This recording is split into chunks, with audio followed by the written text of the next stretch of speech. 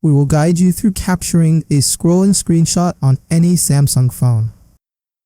If you find this guide helpful, please consider liking the video and subscribing to my channel. So, let's get into it. First, you need to know how to capture screenshots on a Samsung phone. I'm going to show you 2 ways you can do this. The first method is pressing the power and volume down buttons together like this. And that will take a screenshot for us. Now the second method. You want to swipe down to view the control panel. If you can't find a button right here to take a screenshot, click this edit icon. Then select edit. Under the available buttons, you want to look for the one that says take screenshot. Tap on it, and it will be added to the quick settings menu. Click on done.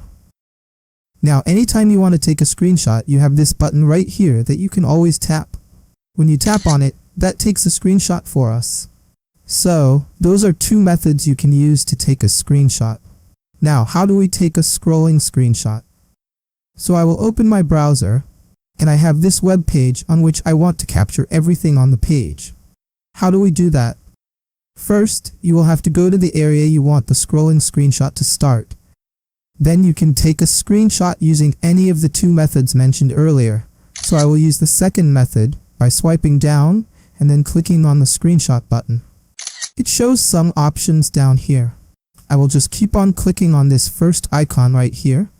I will continue doing that till I've captured the necessary pages. Now when we go to our gallery, we will see all of the screenshots we have taken. This is the scrolling screenshot we just took.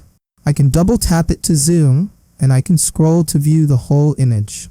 So that's how to take a scrolling screenshot on your Samsung phone. If you find the video helpful, click the like button and also subscribe to the channel.